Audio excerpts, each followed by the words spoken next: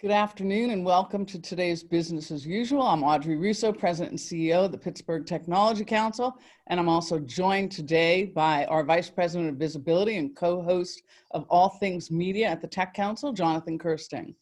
So a few things about today's call, and then we're going to jump in and join our guests today, which I'm pretty excited about. First of all, thanks to Huntington Bank. They have been a tremendous partner for us since the beginning of this series, and we're like in our 43rd day, I believe, today. And they are the largest SBA lender across southwestern Pennsylvania and very civically engaged in the tech community. So also thanks to AT&T and their sponsorship and support and all that they've been doing for their customers and communities in response to this current pandemic.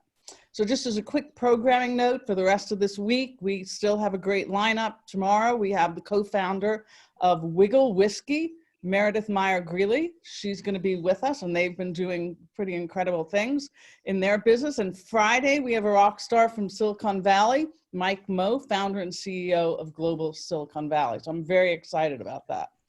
And then next week, we're excited because we have the global CIO, Chief Information Officer of Zoom, as well as the Chairman and CEO of Essential, which recently acquired People's Gas.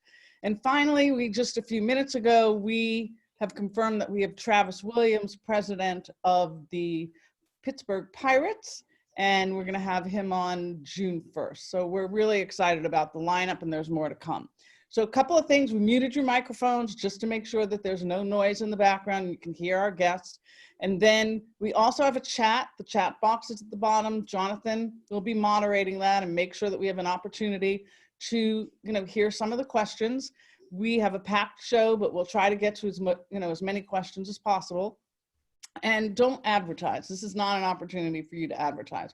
This is our chance to dive deep on the domain that we bring to the table today, and that's our focus. So with that, I'm going to bring on our guests for today's program, and they're going to talk about the state of education in the Commonwealth.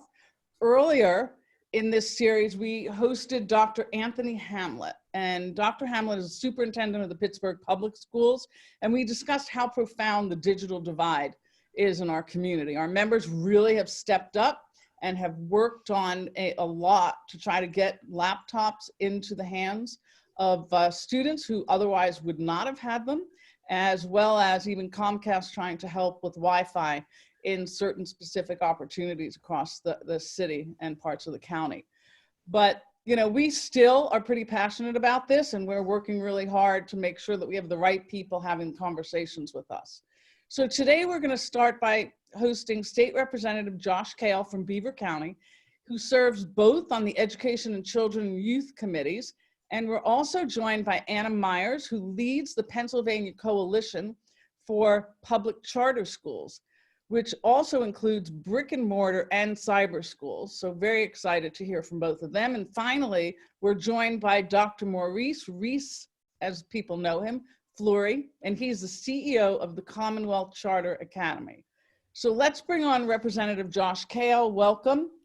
And before we talk about education, can you tell our guests a bit about your district and how your constituents and businesses are faring through the pandemic? And then talk about the current state of education in Pennsylvania and what you're hearing and plans for summer camps in PA in the fall, et cetera. So that's a packed question.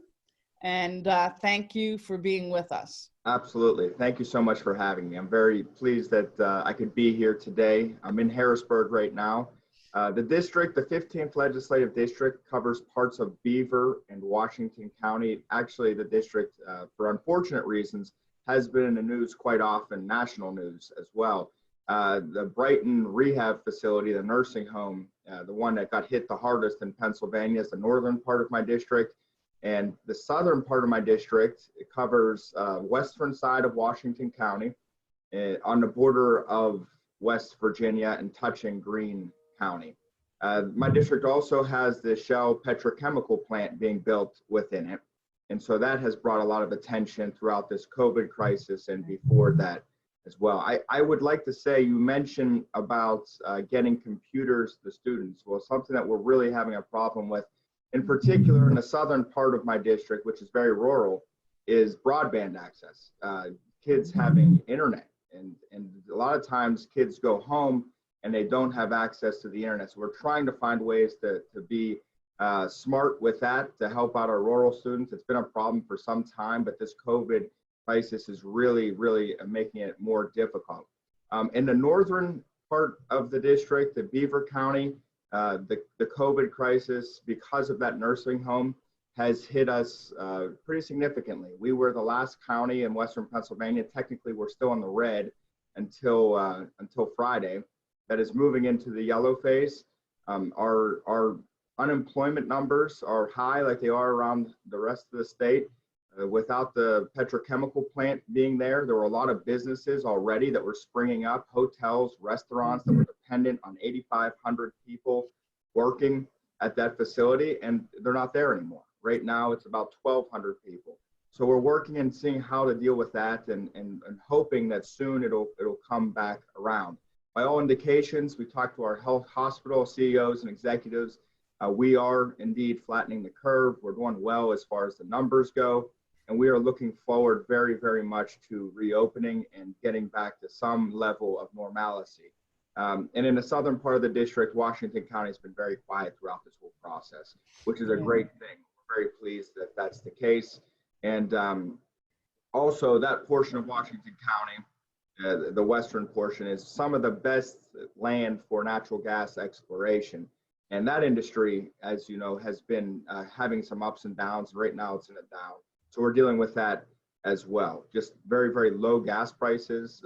It's good for consumers, but it's not so good for the industry. And that's also causing some issues as it relates to the job loss and things like that. So there's a lot of things happening in the 15th district. There's a lot of excitement before the COVID thing. I'd never seen in my lifetime Beaver County as excited as we have been. And I was born in Beaver County, had something like a 28% unemployment rate. It was massive throughout the 80s, and really before this COVID situation occurred, the unemployment rate wasn't even categorized in numbers. It was if you could pass a drug test, you got a job. And that job you can make money, significant money with. So we're excited to get back to that point. We're doing everything we can to obviously adjust, because we're going to have to adjust, but we want to get to the point where we are doing things the right way and doing them, people are working again. We like to work in Western Pennsylvania, Washington, and Beaver County, and we're looking forward to getting back to it. Okay, great. So thank you. Don't go away. We're going to now bring on Anna and Dr. Reese Flurie into this discussion. And I have a question for the both of you. And so Pennsylvania really led the nation in many ways with the creation of public charter schools, and particularly in the realm of cyber schools. Today, every public and private school across the Commonwealth has become a cyber school. So with more than 20 years of pioneering education in virtual environments, I would imagine that your organizations, respectively, can offer tremendous insights and support to schools and educators that are more accustomed to working in brick and mortar environments. So are you already working to form those type of partnerships with both brick and mortar schools, but also in the community in general? And I'd like to start with Dr. Flurie. Can we start with you and have you briefly introduce your organization and speak to some of the points that I've made? Sure. I'm the CEO of Commonwealth Charter Academy. We are one of the 14 cyber charter schools in Pennsylvania. We serve a little over 11,000 students across the Commonwealth. The only requirement to be a student in our school is that you're a resident of Pennsylvania. About 55% of our students would be declared living in poverty. So we look a lot demographically like a traditional urban school district. As far as mobility and our demographic makeup of our students. Our focus as a school is careers, not just college. If college is part of that career, that's great. We'll help prepare you for that, but it's more for careers. Specifically to your question, my colleagues in the cyber charter world as a group, we communicated with the Pennsylvania Department of Education because we understood traditional school districts were going to be entering a realm and modality of education they weren't familiar with.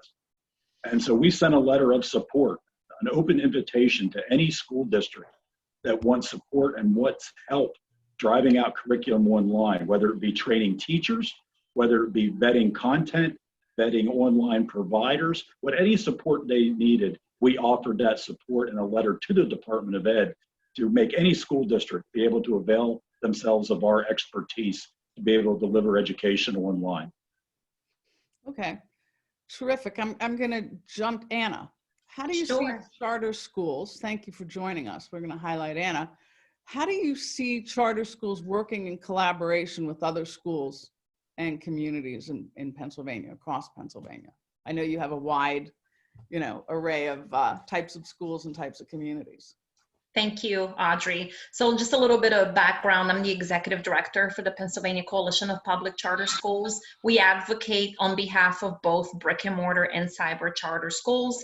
And of course, on behalf of their students, parents, charter operators, educators throughout the state. We currently represent approximately, I believe it's 145 charter schools throughout the state. 12 of the 14 cyber schools are represented by us, and there are currently approximately 180 charter schools in the state, 143,000 students in charter schools, 37,000 of those students are in cyber charter schools.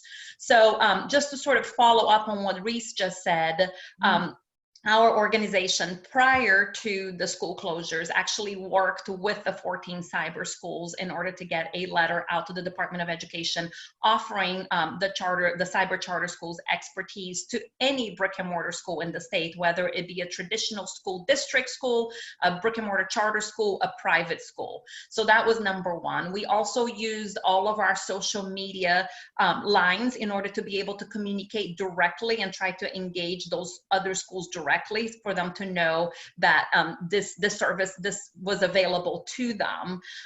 In addition to that, we put together several webinars. One of them was actually done by PA Distance Learning, which is headquartered in Pittsburgh. We put several webinars for and invited school entities from around the state to participate in order to kind of show them what it is that they could do in order to be able to provide continuity of education online as effectively as possible. So the PA Distance Learning webinar, for instance, was on the Google Classroom arena, and several other cyber charter schools have done similar webinars. We have also created a survey where schools can come to us and fill out a survey so that we can partner them with the appropriate cyber charter schools. We have had a tremendous feedback from the brick and mortar charter schools. Many of them, we have been able to partner them with the appropriate cyber charter school in order for them to be able to get up and running online as efficiently as possible. Unfortunately, as far as the school districts go, I believe 2 participated in the webinar that PA Distance Learning hosted in conjunction with PCPCS. But other than that, I really have not heard much at all from school districts as far as engaging with us. Wow, that's a lot. And you represent, I think, how many account for 10% of all students attending public schools in Pennsylvania? So you have 143,000 students that are enrolled in public charter schools. That's right. Now accounts for 10%. Is that correct? Is that yeah, about it's approximately, I think it's around 8% actually, to be precise. How much has it changed over the last couple of years? It seems like it's grown. The demand continues to grow tremendously. And, throughout the pandemic, obviously, we did an informal survey of our cyber schools. 11 of the 14 cyber schools replied to our survey. And between March 13th, which was the day of the closure, and April 20th, we saw approximately 1,500 new students enroll in cyber charter schools. And I expect to continue to see that surge depending on what happens moving forward as far as the fall goes. Okay, great. I want to jump back to Maurice. What are the changes that you've seen over this last 10 weeks? I think the biggest thing I've seen is that oftentimes traditional brick and mortar schools identified what they had as a cyber program. And they thought that was the same as delivering full-time cyber education to a student. And I think what this pandemic has shown is they're vastly different things. Having a cyber or an online offering for a certain segment of kids or a small segment of kids is very different than how do I broadly serve all the students in my district online. It's an apples to orange comparison. And that's why so many of them are struggling. You can't just ramp up a cyber program and deliver it to the broad-based needs of your entire community without tremendous support and expertise in that realm. And that's why so many of them are understandably struggling right now. It's a completely different way to deliver education that many of their staff and their administrative functions weren't prepared for. Well, we actually have had leaders of universities on our show to date, and it's a paradigm shift at the university and college level as well. So it's something that's I'm seeing affect everyone. Before I get back to Anna, I want to go back to Representative Kail. Talk about the fall and summer camps, and then I'll ask if either the other of our guests know anything about that. I mean, there are people that are saying school's going to be out in X number of days, right? I used to have a support system where kids could go to camp and go to summer camp, whether that's during the day or staying overnight, etc. Can you speak to that? Yeah, it's something that we are seeking clarity on ourselves as a legislature. It's something that we're actually looking to pass a bill regarding that to open that up for the summer.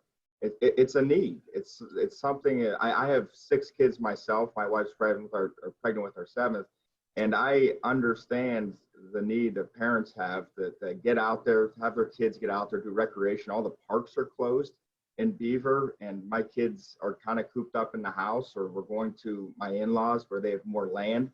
And we would like to get back to being able to enjoy recreation. There's really, with things the way they are now, I don't know that there's much reasoning behind it, but there has not been much clarity whatsoever. I do know that the state parks are opening. They have a date in the middle of June that they're opening back up as far as the overnight cabins and things of that nature. But we're trying to get more as far as guidelines go for if they're going to be able to do children's camps and things where there's those types of gatherings of people, so that kids can have the fun, and also that parents can get some relief as well. It's important on both sides of it. Well, what's your projection for the fall? Because I want to take it back to Anna and Reese to talk about that. What's as far as for the fall? Cool. Schools being, I hope, and we are pushing very hard that schools are back and going back full time. I know, and it's there's been a great effort amongst the school teachers, and I see it myself with my 3 oldest are school age.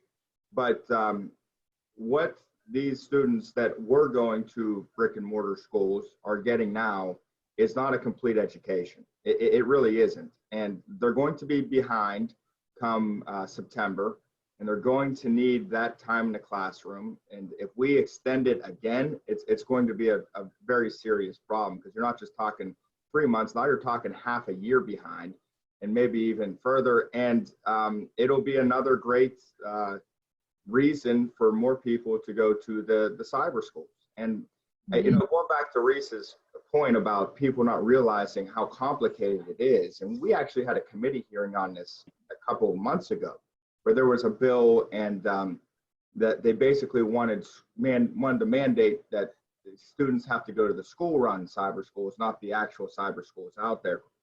And I understand it, because I come from that field. I was an attorney for a company that worked with a cyber school, and it's very complicated.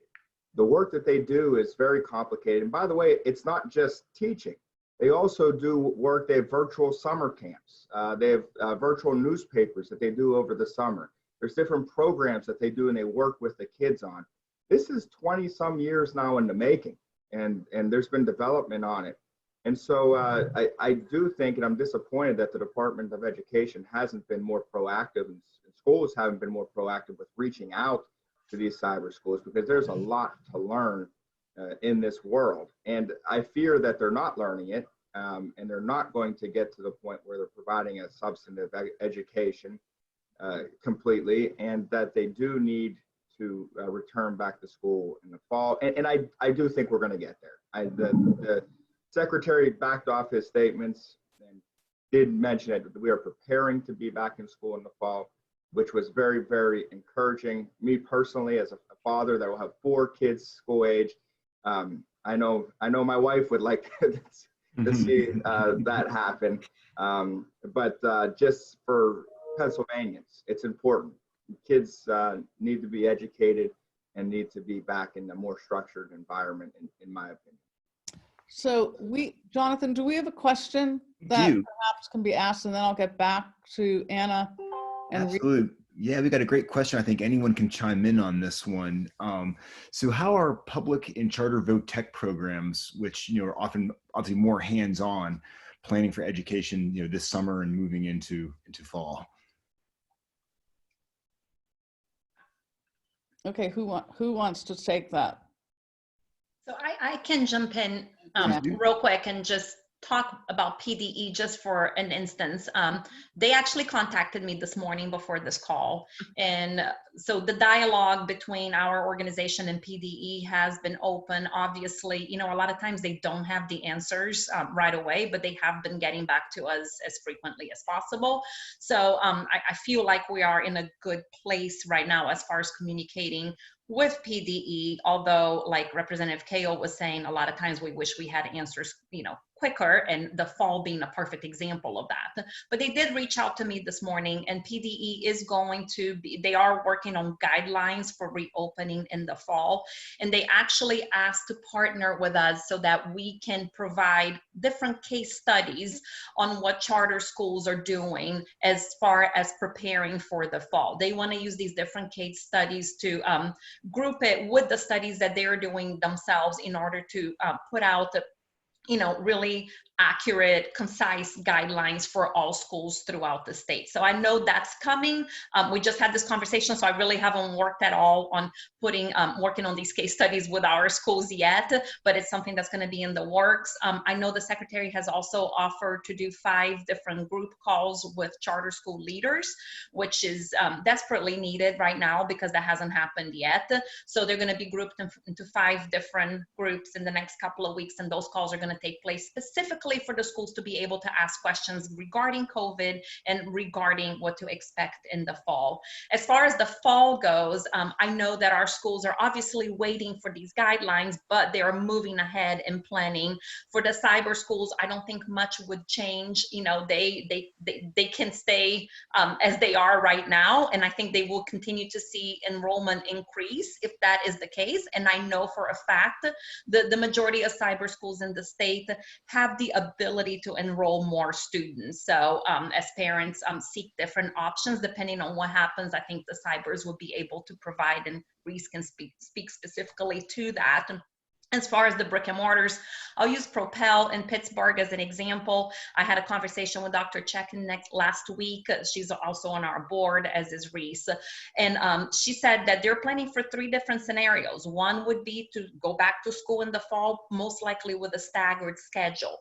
One would be to have a delayed start, which they would continue in the path that they're on right now. And by the way, Propel has done a phenomenal job being able to get their students online, providing meals, providing computers, etc., to all of their students.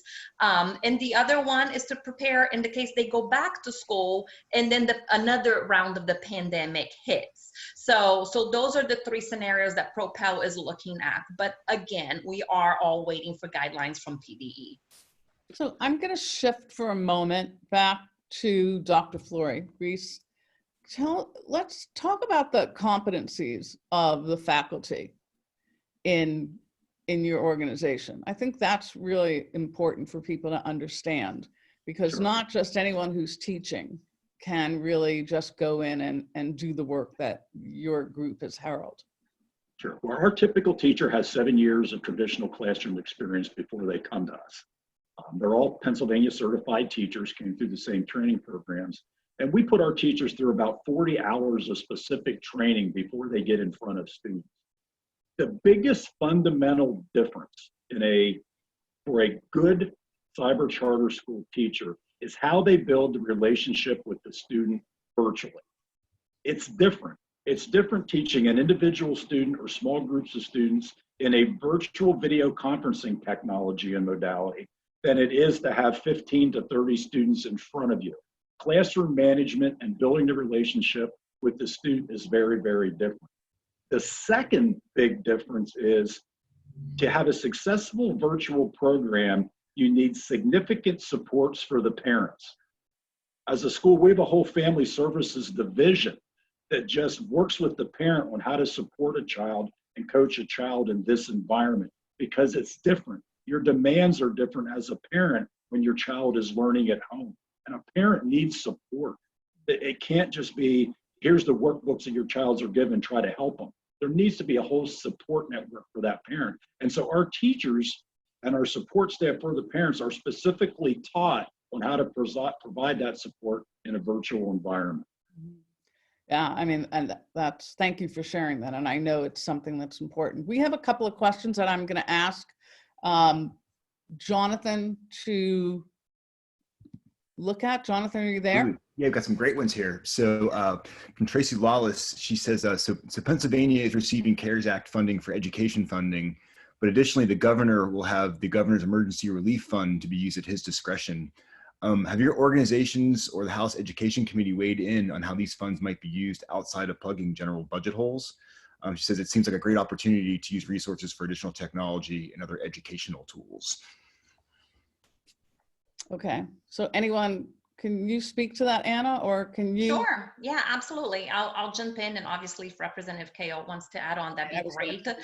So as far as the CARES Act funding, a portion of it, 471 million, I believe, is going directly from, well, PDE applied. PDE, I'm sorry, is Pennsylvania Department of Education. I see it on the notes that folks had questions, and I'm so used to just using the acronyms, I forget that sometimes people outside the sector don't know what that means. But in any case, PDE applied for the funds, they have received the funds, and now the schools are in the process of applying directly to PDE to receive the CARES Act money, which is to be used for COVID-19 purposes only. In addition to that, as the question mentions, there is a portion of the CARES fund that the governor has the discretion of deciding what to do with that.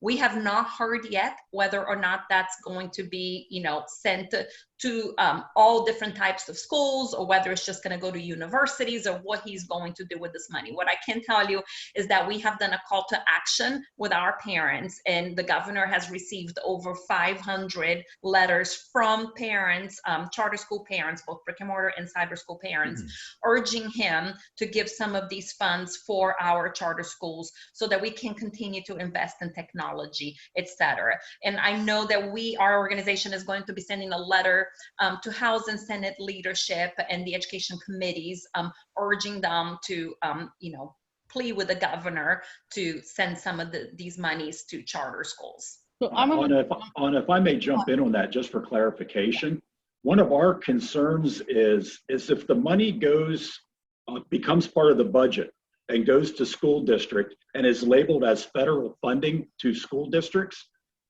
if that happens, that means all that money will be excluded from the school district's formula that follows the student to the charter school or the cyber charter school. So it's important that even if that money just goes to school districts, how it is treated in the budgetary process.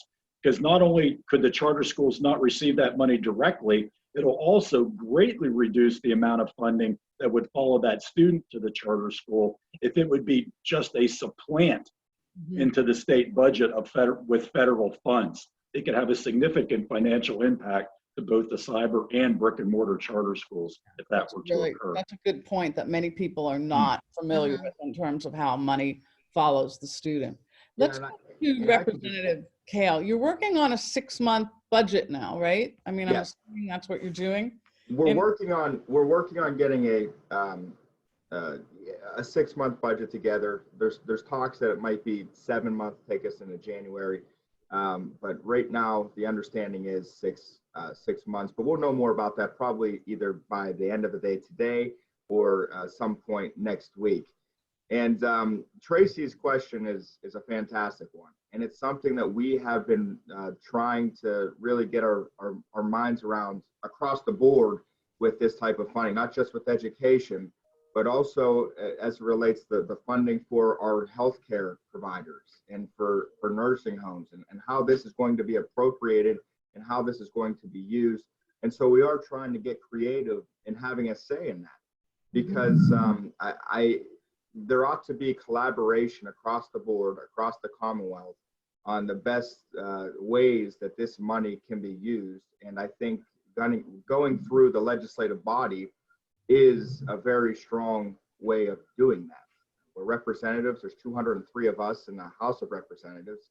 We represent 60,000 people. We are the boots on the ground in a lot of ways. And so we're working on that. In the education monies, I know there's also concern as it relates to private schools as well. And that's something that we are cognizant of, and hopefully there will be some movement on, and some more to come in the next few weeks. Mm-hmm. And Tracy, I miss seeing you more. This COVID stuff is, you know. So a couple of things we're really, I mean, this is a rich conversation, and as you can hear, it's very important. Just a last one, and I'm going to wrap up. About any word on the SAT testing? Anything, Dr. Flurie, any in terms of for high school juniors, any new guidelines around that, and including anything you know about sports? As far as the SATs, advanced placement exams, that type of thing, the College Board is looking to move to an online modality for those types of tests. We don't yet know where that stands and where those capabilities are, but we know that's something that's being examined by the College Board. Okay. Okay. Well, first of all, thank you. Thank you, Representative, for doing the work that you're doing. And I know you're anxious to get at least 4 of your kids into school and hopefully some summer activities. They're dying to play baseball. They're dying to play baseball. My heart goes to your wife. Thank you, Reese, God bless her, for the work that you've done over your career, and for the work that the organization continues to do, as well as you, Anna. Thanks for leaving this. I want to give a little plug for STEM, and we have our STEM event, which is our virtual education, and we're hosting it for all. It's our new STEM Summit, starting next Thursday and running daily, June 5th. We'll be hosting students and teachers from across the Commonwealth for about 45 minutes each day to talk about some of the most exciting STEM-related career opportunities through some of our best leaders that are in the region. We have Louise Von On, founder of Duolingo. You hear that motorcycle that just came by my house. Chuck Hoover, head of Facebook Reality Labs in Pittsburgh. We have Jessica Tribus from Google X, which is Google's moonshot program out of the West Coast. A lead engineer from Uber's Autonomous Vehicle Research Centers, Dr. Phalo, who is working on the lead. He is one of the lead team members from the University of Pittsburgh's vaccine development team for COVID-19, several members of BNY Mellon's tech team, and finally, we'll have a great team from Allegheny Health Network. So all of that is open. So hopefully everyone can tell people who are interested in this space and know that you can see we're going to peel it back so you can see what people are really working on right in our own backyard, and we're shouting that to the world. We already have about 300 teachers and classrooms signed up to the program, so if you could all share that.